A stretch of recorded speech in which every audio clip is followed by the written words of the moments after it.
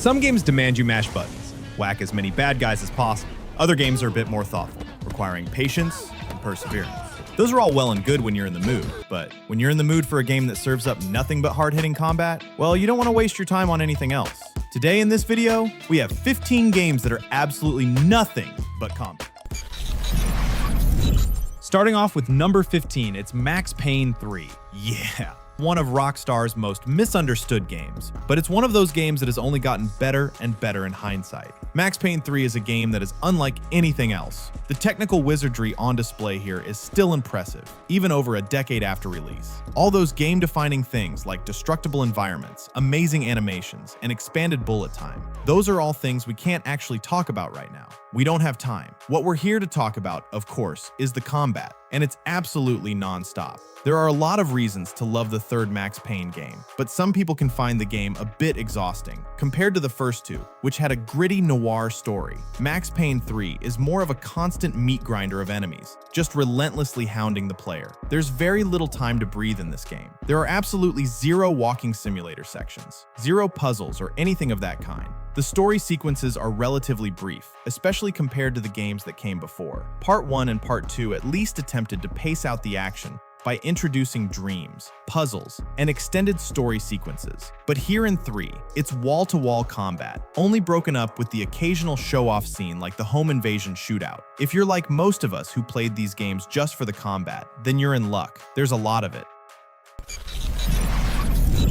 Next, down at number 14, we got Bulletstorm. Bulletstorm is one of the most underrated first-person shooters. That might feel like a hot take, but I think a lot of people agree. It's not necessarily a game that's only combat. There are still plenty of games that focus even more on the shooting and action than this one, but I won't lie. We just wanted an excuse to talk about Bulletstorm more. It just rolls shooting, gameplay, environment, and silliness all together. The actual shooting stuff is more broken up than something like Serious Sam or Painkiller. Those games are pure non-stop battle simulators. Here in Bulletstorm, the action is broken up a little with some brief puzzle platforming or a slow walk and talk. Those things might be considered cardinal sins for stopping the gameplay, but here, they're brief. It kind of moves things along. For the most part, Bulletstorm is just non-stop shooting and kicking, not just enemies, but everything around you. It's a big, interactive playground of a game. Highfalutin developers will wax poetic about narrative combat or whatever, and we eat that stuff up too. We get into all that, but sometimes, it's really fun to just get a high score for shooting a guy in the butt, and Bulletstorm is absolutely swimming in silly stuff like that. Again, a criminally underrated game. We just needed an excuse to give it a shout.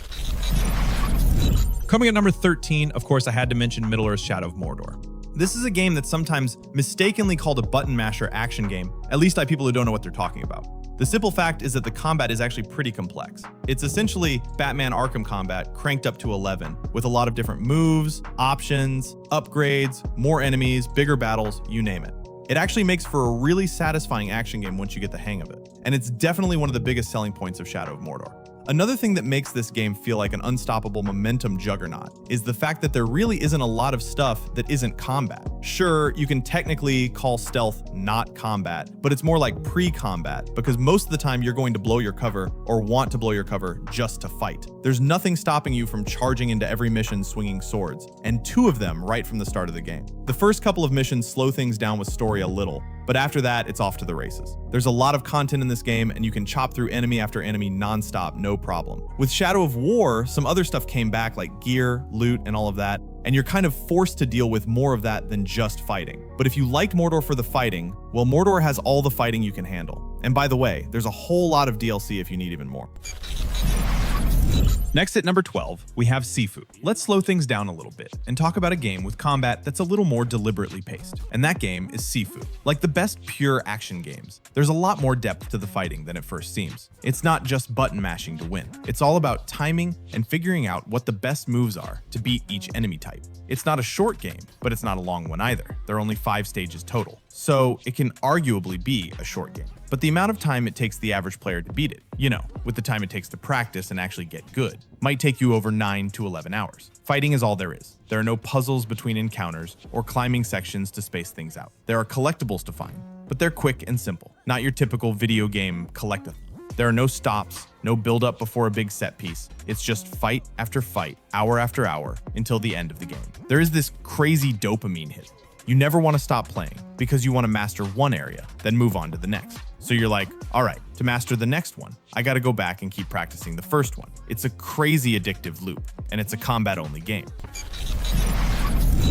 Now at number 11, we've got Sekiro, Shadows Die Twice. Easily the most combat-heavy of the Soulsborne type games. For one reason, they completely cut out the RPG mechanics, except for some minor upgrades. So it's entirely possible to beat the game and every boss without leveling up at all or changing equipment. And I mean that literally. You can beat the whole game with nothing but your weak sword and the deflect button, if you're just really good. I mean, if you're not getting hit, there's no reason to upgrade. You get what I'm saying. In between all the boss fights, there's stealth stuff. It's technically a non-combat option, but the stealth in this game is kind of a joke. All it really does is pad out the time between fights and lets you avoid henchman-type enemies before getting to the good stuff. Combat is clearly the main focus. At least half of the sub-bosses cannot be stealth killed, the good ones anyway. And then there are bosses like Guardian 8, where you can't just rush them. You have to deflect and counter their attacks. There's nothing to hide behind or slow down the fight. There are only 2 types of bosses in the whole game. Humans, which are the best ones, and monsters, which mostly exist to make your life miserable. It adds variety, but it also messes with the smooth rhythm of the combat in a way that's really smart. When the game is at its best, it's one constant rhythm: attack, block, deflect, counter. And for some reason, it never gets old. The little non-combat stuff they added actually makes the combat feel more impactful when you get into it. Next, over at number 10, we're talking about Warhammer 40k Space Marine 2. This is an interesting one because from moment to moment, there's a lot of combat, but there are also a lot of interruptions. A cutscene will start, or side activities pop up, or there are short moments between battles as the story moves forward. If you enjoyed the action from the Gears of War games, Space Marine 2 will give you a similar vibe. You have lots of shooting action and some really fine battles. One thing you don't really notice when playing is that there's no silent corridor crawling. In most shooters, you're spending minutes just walking to the next fight. Looking at you, Homefront Games. You're just walking and talking through empty corridors. But here in Space Marine 2, there's none of that. If you're in a corridor, it's because you're about to enter the next fight, and it never takes more than 30 seconds. The only time you're walking with your bros, there's still something happening to keep your attention. And for you thrill seekers out there, finishers are even faster in this one. So you're not taking breaks to watch slow animations. Killing blows are quick and very brutal, so even those don't interrupt the action for long. It's one of those things you don't notice at first, but the game just flows. Next, down at number 9, we have Bayonetta. Sure, this is a pure action game. It's probably more fair to say the combat is fast, ferocious, and constant. Being a Platinum Games title, there are a few interruptions. Sometimes they throw in a vehicle section or a totally random sequence. But when it comes to Bayonetta, and I'm talking about the first game specifically, there really isn't much getting in the way of the combat. It's a pure action game in the style of Devil May Cry, so you get what you expect from that. There is a central hub where you can buy upgrades, change equipment, and do some inventory management, but all of that is done quickly. The game is in a constant rush to get you to the next fight. Usually, once you're past the intro, you're straight into serious fighting. Sometimes you're on a motorcycle, walking up a wall, or going through portals into the Inferno. Insane stuff, yes, but most of it happens while you're still fighting. They're not separate from the gameplay. They actually enhance it, breaking up the pattern of arena locked door you see in other games. Coming in next at number 8, of course, it's Devil May Cry 5. Just like Bayonetta, this is a pure action game. No slow buildup, no unnecessary world building to slow you down. Just non-stop fighting in classic Devil May Cry style. After a short story setup, the game jumps right in, no delay. You've got insane chases, wild cutscenes, new characters, and after that, the game never slows down. Normally, stuff like the cave levels from DMC4, where you're just wandering around figuring out where to go, would slow down the pace. And yeah, in that game, it kind of did. You had to play the whole thing twice. But DMC5 mostly avoids that. You're just pushing forward, fight after awesome fight. Even big story moments happen while you're fighting, like on rooftops as a different character. So you're still getting some story, but the action never stops. Once you're done, you'll probably want to start it all over again. Next on the list at number 7, we have Ghost of Tsushima. This might sound like an odd choice, but think about it. What do you actually do in the game? The exploration is just going from one place to another. Sure, the story takes some time, but the actual missions are all about sneaking or fighting. After the intro, which is kind of a slow burn to set the tone, they throw you into more and more battles. And even though it's an open world game, almost everything you do leads to a fight. Think about the combat encounters. You start with a duel or a fight, then a story scene introduces someone, then they lead you to more enemies to fight. That's it. That's the loop. One of the best examples is the samurai duels. No preamble, no build-up, just pure, clean, one-on-one combat. And you can get to those parts pretty early. If you want to skip the fluff and jump straight into the action, you can do that. Yes, I admit, there's still exploration and story, but almost nothing that really gets in the way of the violence. You can tell Sucker Punch was excited to get you into fights. They're never far away. Over at number 6, as much as I love the newer God of War games, there's no God of War that tops the action of God of War 3. This is the game where Kratos goes on an unstoppable revenge rampage through mythological Greece, killing basically everything. He's like a meteor of rage. Old characters from past games are now treated like mini-bosses. Almost nothing can slow him down. There's some platforming here and there, but it's short, and the combat far outweighs it. These fights are long. Not like earlier games where you just have a few short encounters. These battles go on, sometimes 10 minutes or more. And near the end, the number of enemies seems to double. You don't get any breathing room either. Enemies don't take turns. You're always under attack, and many of them can kill you in 2 or 3 hits. It makes every fight feel intense, but it's not frustrating because the combat is that good. If you're not focused though, you're going to get wrecked fast.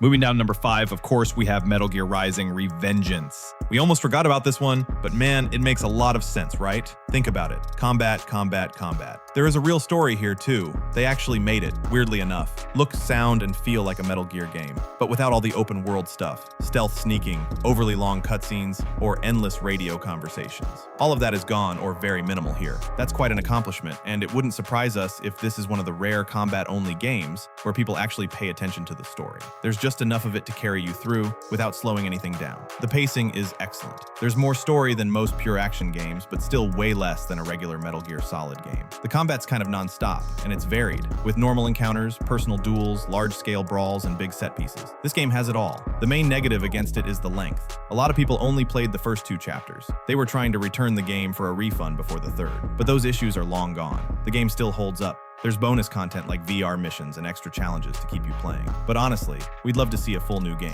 There has to be a sequel at this point, right? Metal Gear Rising: Revengeance absolutely deserves another game. Over at number 4, we have Ultrakill, an indie first-person shooter inspired by old-school games. Those classic games were already very combat-heavy, but Ultrakill takes it to a whole new level. This game is exactly what the name says, nothing but killing. There is no slow ramp-up. Things start insane and only get more insane from there. The game never gives you a chance to breathe. If you think you're about to get a break, boom, another enemy rushes in. Levels aren't like Quake or Doom, where you explore and look for secrets. It's more like an arcade game or a combat gauntlet. Each room is a mini battlefield. There's no time without action. The game never goes 30 seconds without putting a fight in front of you. There is just no let-up. One word of caution. This one may not be for the faint of heart. If you're the kind of person who gets anxious from non-stop pressure, maybe skip it. But if you love pure, unfiltered action with zero filler, this is your dream game. It's probably one of the most intense, adrenaline-pumping combat experiences in gaming history.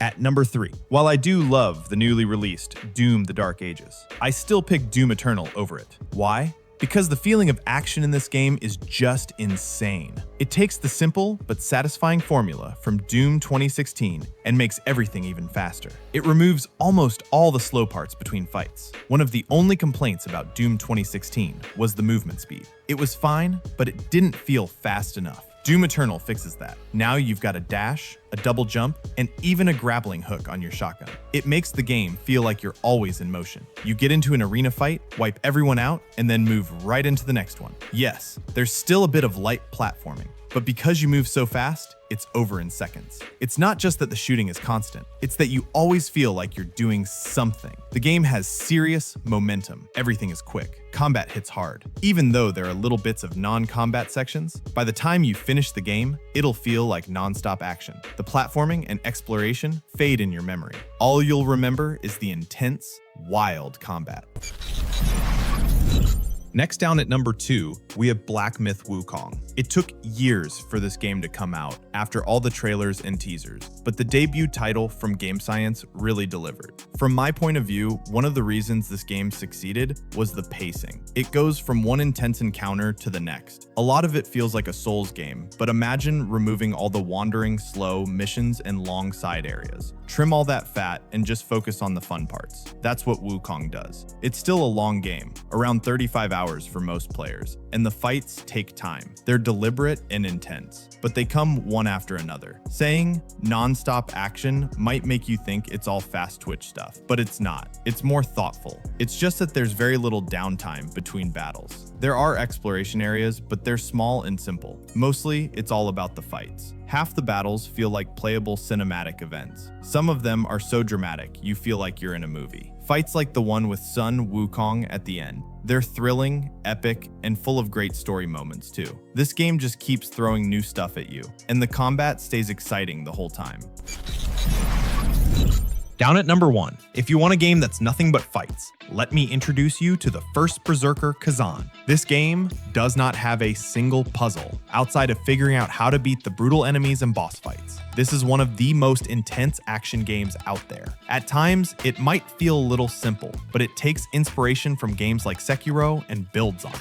There are multiple stances, different weapons, movement options, customization, and a full upgrade system. I could go on and on. This game might feel familiar to people who've played Souls-like games, but it does things differently in a very good way. It's all about non-stop, brutal combat. There are crazy techniques to master, insane fights, and huge monsters that require perfect timing to beat. That's most of what this game offers, and it delivers all of it, again and again. There is a story, there is loot, but all of that is secondary. The combat is the focus. Like BlackMyth Wukong, this game condenses what could be an 80-hour game into about 30 hours, but it never feels short. They've figured out how to keep things fast and intense without making the game feel rushed. Once you get into the rhythm of the fights, this game is absolutely killer.